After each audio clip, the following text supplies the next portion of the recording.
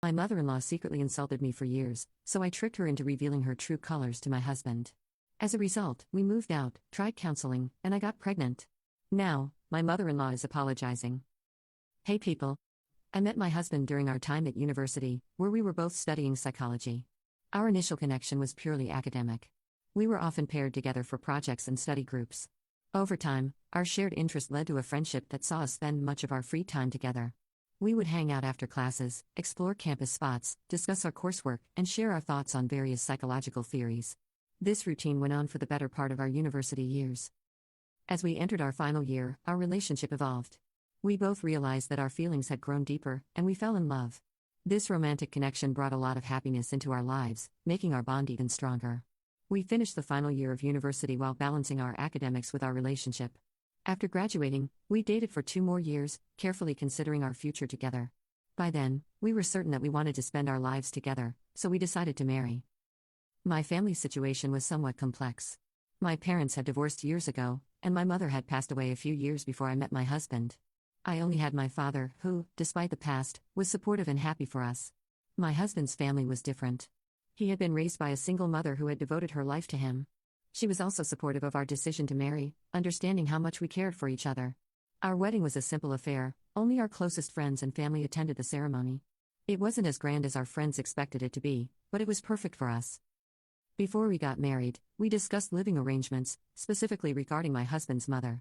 Having raised him without any support, he felt a strong sense of duty to take care of her, especially now that he was earning and she was getting older. I agreed to this arrangement. There was nothing for me to say no to.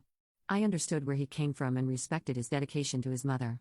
After our wedding, we moved into the house owned by my mother-in-law.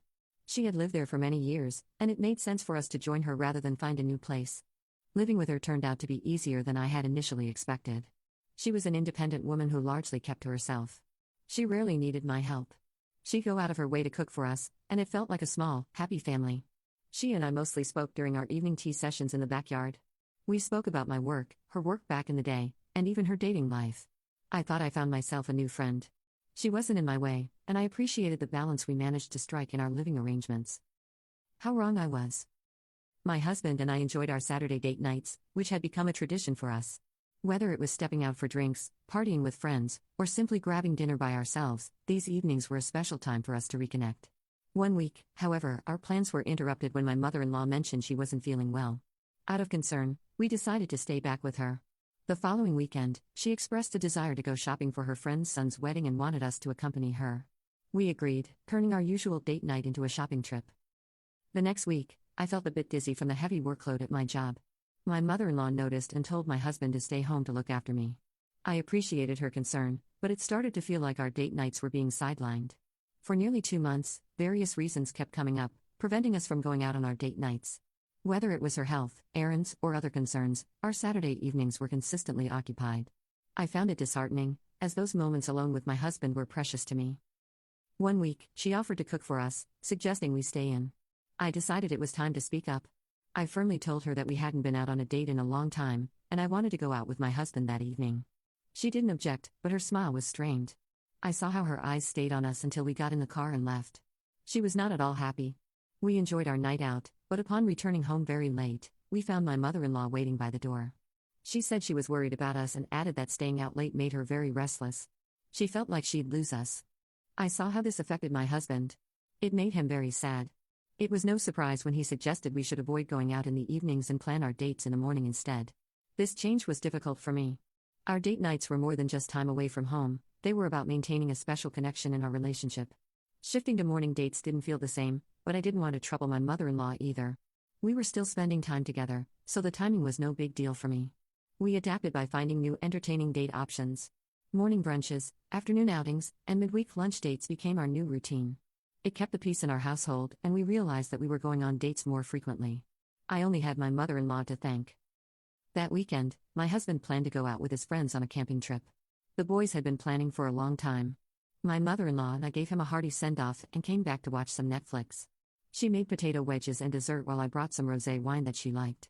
Everything was going great until she said that I hardly do anything around the house. It was so random, I didn't understand if she was talking about the show or me. When I asked, she said that she was talking to me and started saying how the house was always dusty, and she couldn't clean everything, cook, and also take care of her personal work. She needed some help from me as well. I felt very guilty. I told her I would start helping from now on, and she should rest. So, I dusted the house, helped her clean the dishes, took the clothes out for dry cleaning, emptied the trash cans, and also helped her in cooking. While we were making lasagna for the two of us, she laughed and asked if I never learned cooking. I smiled and said that I didn't. She commented that cooking is a basic thing I must have learned before marrying her son. She asked if I would leave him starving if something were to happen to her. I was shocked. Though she made it sound like a joke, her eyes were hard and angry. I didn't reply and kept quiet. That night, I enrolled in a cooking class to learn the techniques. My husband came back, and things between me and my mother-in-law went back to how they were before. One evening, I was joking around with my husband, and he dropped his pen on the floor. I slowly nudged it with my leg and asked him to pick it up. He smiled and picked it up. My mother-in-law saw this. When we were alone, she said that I should move my body sometimes at least, otherwise, I'd be at risk of obesity. It's good to move one's body a few times a day if I am not capable of doing it the way everyone else does. I had always been a chubby kid and a hefty woman now. Her statement felt like an insult.